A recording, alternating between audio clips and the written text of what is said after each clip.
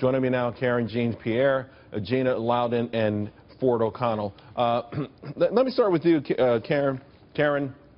This is so incredibly intriguing that you would have a sitting Supreme Court justice weighing in on politics in general, but specifically on a candidate. I think ultimately this is the kind of stuff that helps Donald Trump out.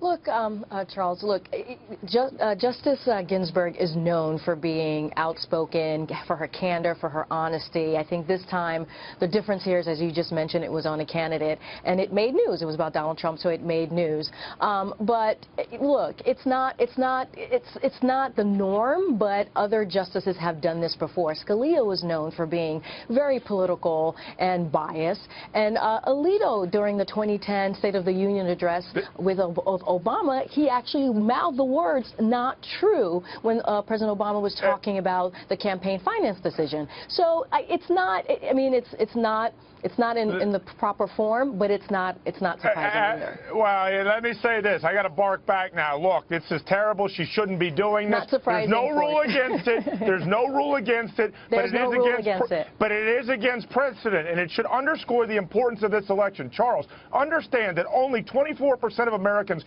can name 2 of the 9 Supreme Court justices. And in this gridlocked era of politics, that is going to be the branch of federal government that is going to have the greatest impact on everyday lives of Americans. And if you give this away by not voting for Trump and you are on the right side of the aisle, you are killing America, because guess what? Whoever controls the Supreme Court is going to control the next 40 years of politics in America. You know, guys, also, Gina, I'm not so sure if it's against the rules or not. I do have in my hand Canon 5, a judge should refrain from political activity.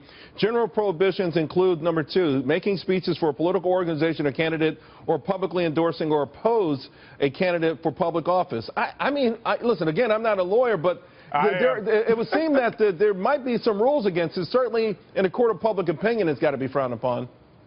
Yeah, and absolutely, Charles. And it tarnishes the decorum in ways that you would really think Hillary Clinton should be the one telling Ginsburg she should resign. It shouldn't be up to Donald Trump, because this is what they need to consider. Every time something like this happens, where Hillary and Obama politicize yet another great American institution, as they have, the IRS, the FBI, the DOJ. I mean, we could go on all day, right?